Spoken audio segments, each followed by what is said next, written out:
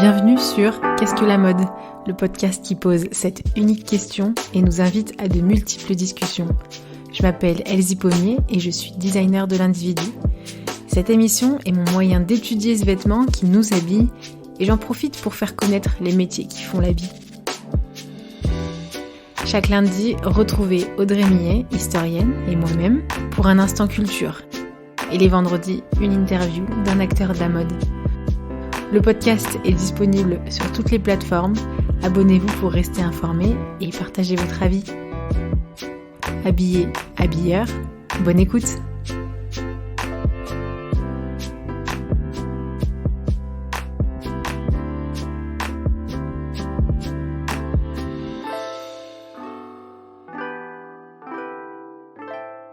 Audrey, on est en train de perdre une expression. On tourne dans le sens des aiguilles d'une montre. C'est ça, là on tourne dans le sens du portable. Ouais, exactement. Le smartphone, il y a bientôt plus d'aiguilles. On avait quand même, sans chercher, midi à 14h aussi.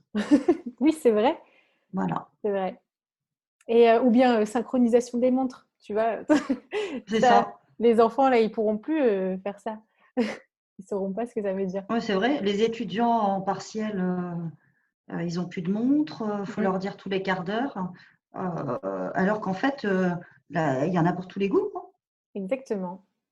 Mais du coup, comment on est passé d'une ombre sur le sol à des aiguilles à un poignet? Bon, on dit merci, aux techniciens.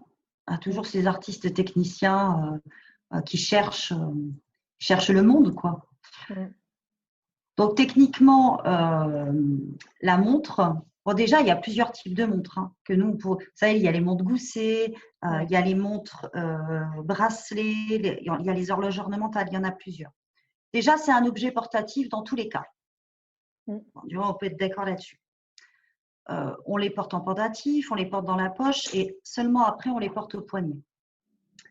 Au début du XVIIIe siècle, c'est vraiment un objet décoratif. On les voit d'ailleurs dans des toiles de boucher donc ce sont des grandes horloges, voilà, rocailleuses, voilà, bien décorées. Voilà, bien décorées, et elles ont une faible fonctionnalité. On ne se fie pas spécialement à ça. Ensuite, on la pend au gilet. Les femmes, elles les choisissent plutôt coquettes. Il y a déjà une différenciation genrée très très tôt. Donc en pendentif, avec des beaux émaux, très très très un beau travail d'émail qui est vraiment superbe. Et on a un développement très très rapide, mais en fait en Europe occidentale, chez les pros des sciences et des techniques d'une manière générale, c'est-à-dire en Allemagne, en France, en Angleterre et ensuite seulement en Suisse. On augmente leur précision, on augmente leur résistance et on a des montres à remontage à clé. Et ensuite, les roulements à billes. Donc, ça devient vraiment, en fait, un moment de science et de technique, quoi. C'est hyper recherché. Après, il y a le système des aimants, il y a des systèmes mécaniques. Et en fait, mais c'est tellement complexe. Moi, j'ai rencontré un horloger qui est dans le quartier du Vieux-Lyon. C'est magnifique. En fait, le mécanisme est un objet de design, en fait. Mais on ne le voit pas. On le voit pas. L'idée, c'était dans la montre à gousset un petit peu. On la voyait quand même. On voyait le système. Mais c'est vraiment un développement technologique. Pour la petite histoire, donc à la fin du XVIIIe siècle, on a énormément de dentelières autour de Neuchâtel, en Suisse. Et puis dans les montagnes, en fait. Et en fait, la mécanisation arrive et ils ne peuvent pas monter les machines à tulle pour faire de la dentelle mécanique en haut de la montagne, tout simplement. Du coup, ils se disent, qu'est-ce qu'on va faire de nos dentelières, qui sont quand même des centaines et des centaines? Et bien, ces dentelières, ils vont en fait leur donner un nouveau travail, faire les mécanismes de montre. Et c'est vrai que quand on voit une dentelle, la finesse de la dentelle et l'intérieur d'une montre, en fait, c'est de la dentelle. Ah mais oui, c'est de la dentelle avec des métaux mais tellement fins, magnifiques. Et Et c'est drôle, j'avais pas pris conscience de ça, mais c'est cette idée de mécanisation. Et tout à l'heure, en introduction, on parlait de smartphone. Et en fait, on n'est plus du tout dans une ère mécanique. On est dans l'ère Non, numérique. Et donc, c'est un ouais. rapport au temps aussi qui est complètement différent, qui a été digitalisé. Alors qu'avant, enfin, moi, avant, il y en a encore qui utilisent des montres. Moi aussi, moi, j'aime beaucoup la montre, pareil. J'ai Mais toujours une avec montre. les aiguilles. Et, enfin, on voit le temps qui s'écoule. Et il y a eu une mode qui a essayé d'émerger là. C'était la mode des montres 24 heures. Je ne sais pas si tu en as entendu parler. Sur un seul et même cadran, tu as les 24 heures et non pas 12. Ah oui. Et donc, tu vois, non pas, c'est pas pour te stresser ou quoi, hein, Ah, bah, justement, moi je suis en train de me dire, si je vois ça, ça me fait peur. mais voilà, en fait, c'est pour réaliser le temps qui passe. Et, Merci. ouais, non, mais alors du coup, ça dépend de chaque personne, mais dans le sens où c'était, après, toute la com était plutôt pour des gens qui étaient dans des managers et tout ça. Ça s'adressait un peu à cette typologie et cette catégorie de personnes, dans le sens où, voilà, votre rythme professionnel est rythmé vraiment à la seconde près. Et voyez le temps qui passe en gros, et puis le temps qui est professionnel, et vous avez réussi à atteindre les objectifs à tant de temps. Enfin bref, c'était un peu, c'était une des publicités, hein. Je dis pas qu'elles étaient toutes comme ça, mais Ouais, voilà, c'est vraiment c'est la performance, quoi. voilà, l'idée de performance. Parce qu'aujourd'hui, c'est assez rare de voir une vraie montre au bracelet, enfin au poignet qui fonctionne. Parce que maintenant, elle devient bijou, sinon. C'est l'idée de Bah, il y a aussi, enfin, l'ancien. déjà, on a le choix. Ouais. Ça, c'est intéressant, quoi. Les montres bracelets, quelques monarques en avaient au XVIe siècle, hein. Mais c'était plus pour se la péter, c'était de la distinction. Ah ouais. Bah oui, Mais elle s'impose elle devait vraiment être qu'au épaisse, XXe hein. siècle, hein. Voilà. Et notamment, ben, comme souvent, hein, l'armée, Mm. les militaires qui ont besoin de chronométrer. Donc, on va l'utiliser notamment dans la guerre des Boers et durant la Première Guerre mondiale. Les femmes vont rapidement s'emparer de l'objet et en Mm. fait, ça devient très, très vite un bijou. Mm. Il y a quand même des montres pour toutes les activités, quoi, pour le sport, des waterproof, C'est ça. et puis qui peuvent vous indiquer, non pas que l'heure, alors, du coup, la journée, enfin, le jour, plein de choses. Ouais, c'est ça.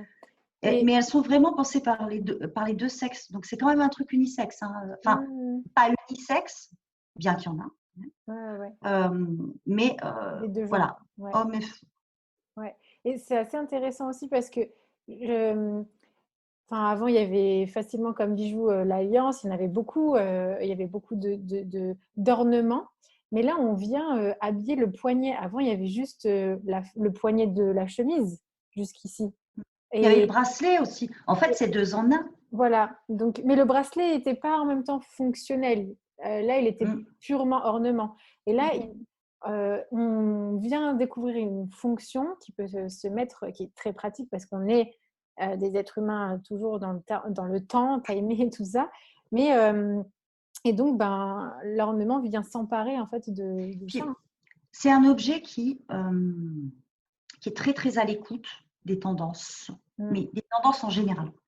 C'est-à-dire architectural, tout ça.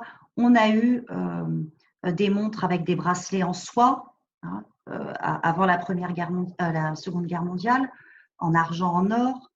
Ensuite, on a une tendance plutôt à l'épuration avec le bracelet en cuir, Mm. après 45. Après, c'est les années 70. En C'est métal psyché classique. pop, vas-y, octogonal, triangulaire, coloré, psychédélique, fun, Mm. ecstasy, quoi, en gros. Avec des bracelets en tissu, parce qu'on est cool. Le cuir, ça fait conservateur. Ouais. On a aussi, on ne va pas dire de marque, hein, aujourd'hui, on évite, des très plates. Ouais. Il y a eu aussi des très, très grosses. C'est ça, avec Voilà. différents trucs qui peuvent tourner là. Ouais. Et puis, on pouvait changer Ah oui, c'est vrai. le cadran aussi. Ouais, Celle-là, d'ailleurs, elle faisait un bruit mortel. ouais. Vous la balancez au bout de la chambre, vous entendez C'est ça, tic-toc, c'est ça. terrible. C'était de la Et période. là, il y a une tendance rétro. Là, la mienne, elle est rétro. Voilà. Ça fait Hmm. petit ordinateur Amstrad. Ah ouais. Mais maintenant, on peut tout avoir. Il y a aussi ces fameuses montres, bracelets d'esclaves, en fait. Ouais, manchette. Et après, il y a la version minimaliste. Enfin, moi, je suis plus dans cette version-là. Et il y a eu, par contre, quelque chose qui ne change pas et qui est très rare maintenant de trouver, c'est des montres sans logo. Tu sais, sur le cadran, il y a toujours le logo, enfin, c'est toujours logotypé. Parce que c'est pas n'importe qui. Enfin, tu sais qu'une montre achetée sur le marché, ça va pas durer, mais une vraie belle montre, au moins, tu l'assumes. Et Mais la montre, pour ceux qui y réfléchissent un peu, ça reste quand même un produit qu'on voit beaucoup plus de technique.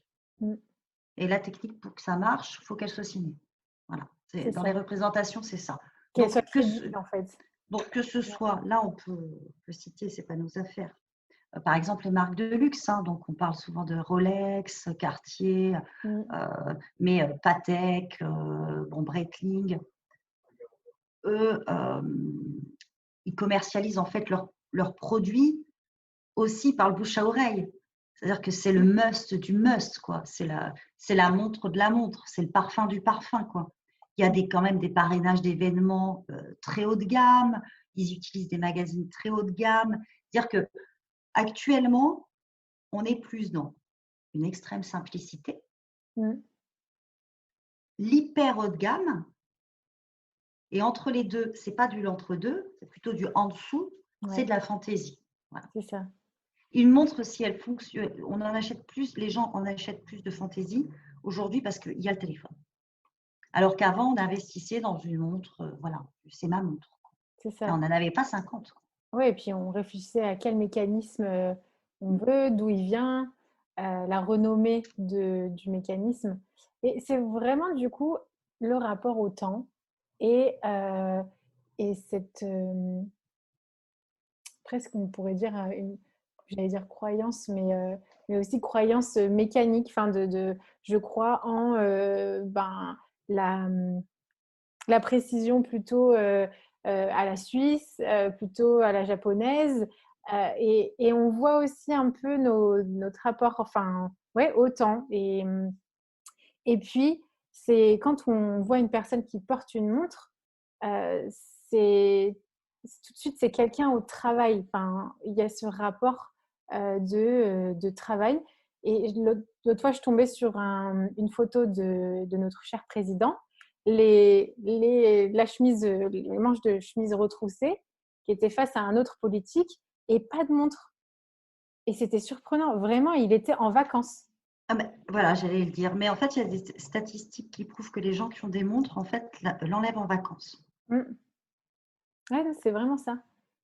Mais cette arrivée du portable, elle a été terrible hein, dans les années 2000 Mm. parce qu'en fait, ils commencent à supplanter les montres. Et donc, les montres vont perdre de leur attrait chez les jeunes. En même temps, elles vont aussi perdre leur utilité. Alors, Mm. tu perds de l'attrait, d'accord, mais si tu perds ton utilité, là, tu es vraiment dans le caca quand même. Hein. Mm.